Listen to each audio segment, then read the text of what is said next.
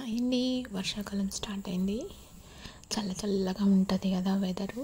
కానీ ఆ టైంలోనే మంచి వేడివేడిగా ఏదైనా కారంగా తినాలనిపిస్తుంది. సో ఇవాళ నేనేం చేస్తున్నాను అంటే పకోడీ చేస్తున్నాను. దానికోసం ఫస్ట్ పచ్చిమిర్చి కట్ చేసి పక్కన పెట్టుకున్నాను. తర్వాత ఉల్లిపాయలు ఎక్కువగా కట్ చేస్తాం కాబట్టి కళ్ళు మండుతాయని చెప్పి ఫస్ట్ హాఫ్ కట్ చేసి వాటర్లో వేసి ఉంచాను. ఆ తర్వాత వాటిని ఇలా సన్నగా పొడుగ్గా కట్ చేసుకోవాలి. అట్లా అన్నీ కట్ చేసుకున్న తర్వాత దాంట్లోనే కొంచెం కరివేపాకు, కొత్తిమీర ఉంటే కూడా యాడ్ చేసుకోవచ్చు.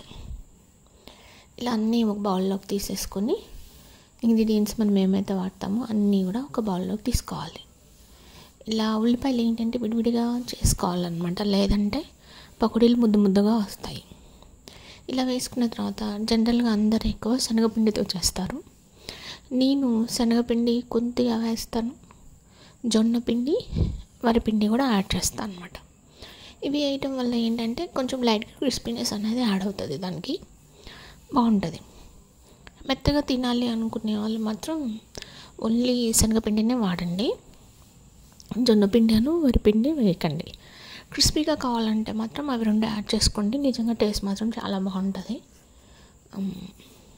ఇవి మనం ఈ పిండి కొంచెమే కలుపుకోవాలి, ఎక్కువ వేయద్దు. ఎందుకంటే దీంట్లో మనం అవన్నీ కలిపేటప్పుడు దీంట్లో ఉండే వాటర్ కంటెంటే సరిపోతుంది ఇవి యాడ్ చేసేటప్పుడు జనరల్గా.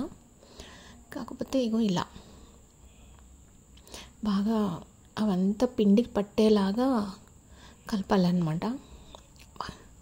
నాకైతే ఇవి చేసినప్పుడు అలా చెయ్యి బాగా మండుతుందండి. పచ్చిమిర్చి ఉండడం వల్ల చేతులు కూడా మండుతాయి కలిపేటప్పుడు, వేసేటప్పుడు. ఈ కన్సిస్టెన్సీ ఉండేలాగా చూసుకుంటే మాత్రం చక్కగా క్రిస్పీగా వస్తాయి. కళాయిలో ఆయిల్ తీసుకొని ఇంతకుముందు కూడా చెప్పినట్టున్నాను నేను మీకు, ఏంటి అంటే ఎప్పుడూ ఒకటే రకమైన కుకింగ్ ఆయిల్ని వాడకండి. అప్పుడప్పుడు వాటిని మారుస్తుండండి. అంటే బ్రాండ్ చేంజ్ చేయటం కాదండి. ఫర్ ఎగ్జాంపుల్ ఒకసారి విజయ వాడితే ఇంకోసారి ఫార్చ్యూన్ వాడటం అలా కాదు.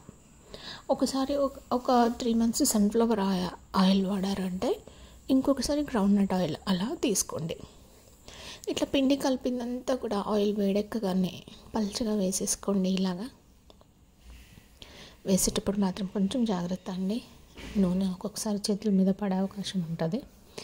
ఇలా ఎర్రగా కాల్చుకున్న తర్వాత వీటితో పాటు ఇవి తినేటప్పుడు టీ కూడా తాగితే ఆహా, ఆ మజానే వేరుంటుంది.